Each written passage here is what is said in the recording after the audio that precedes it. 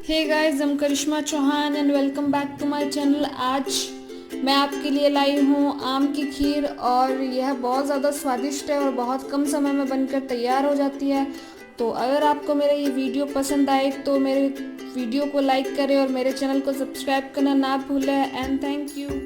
चाहिए लगभग दूध, तो मैंने यहाँ पे लगभग आधा किलो दूध लिया और हमें चाहिए आम का पल्प। मैंने यहाँ पे एक आम का पल्प निकाला है। आप जितनी खीर बनाए उस हिसाब से यूज़ करें और आधा कप से थोड़ी ज़्यादा मैंने यहाँ पे शुगर ऐड करूँगी इसमें। और 100 ग्राम मैंने यहाँ पे चावल लिए हैं और ड्राई फ्रूट्स, और हमें चाहिए थोड़ा सा इलायची पाउडर। ड्राई फ्रूट्स यहाँ पे ऑप्शनल है, अगर आपके पास नहीं है तो आप बिना ड्राई फ्रूट्स के बना सकते हैं। यहाँ पे दूध चढ़ा दिया है, हमारा दूध गर्म हो रहा है। उसके बाद हम अपनी खीर बनाएंगे। तो अब हमारे दूध में उबाल आ गया है, तो अब हम इसमें अपने चावल ऐड करेंगे। चावल को मैंने अच्छे से धो लिया था और आधा घंटा पहले पानी में भिगो दिया था। तो आप भी जब भी बनाएं तो आधा घंटा पहले पानी में भिगो दें। और अब हम इसे अच्छे से प्रॉपर चलाते रहेंगे।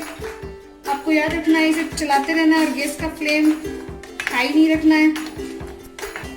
हमें इसे हिलाते रहना है। आप भी जब बनाएं तो इसे हिलाना ना छोड़ें, नहीं तो आपके चावल नीचे चिपक जाते हैं। अब लो फ्लेम पे इसको पकते हुए लगभग 8 से 10 मिनट कंप्लीट हो गए हैं और हमारा दूध हल्का गाढ़ा भी हो गया है। तो अब हम इसमें शुगर ऐड करेंगे। शुगर आप अपने पसंद अनुसार कम या ज्यादा भी कर सकते हैं।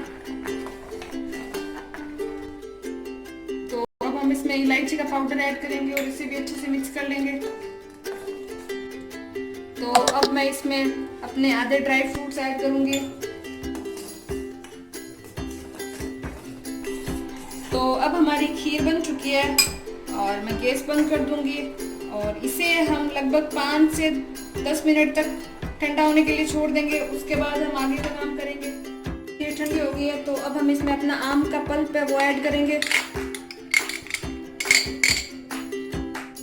और अब हम इसे अच्छे से मिक्स कर लेंगे। तो अब हमने इसे अच्छे से मिक्स कर लिया और हमारी ये तैयार है। तो अब हम इसे बाउल में निकालेंगे। तो अब हम इसमें थोड़े से काजू ऐड करेंगे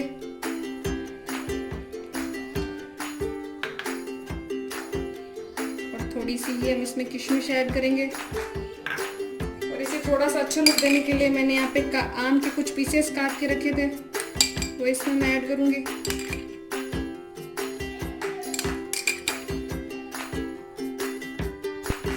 तो हमारी ये खीर सर्व करने के लिए तैयार है।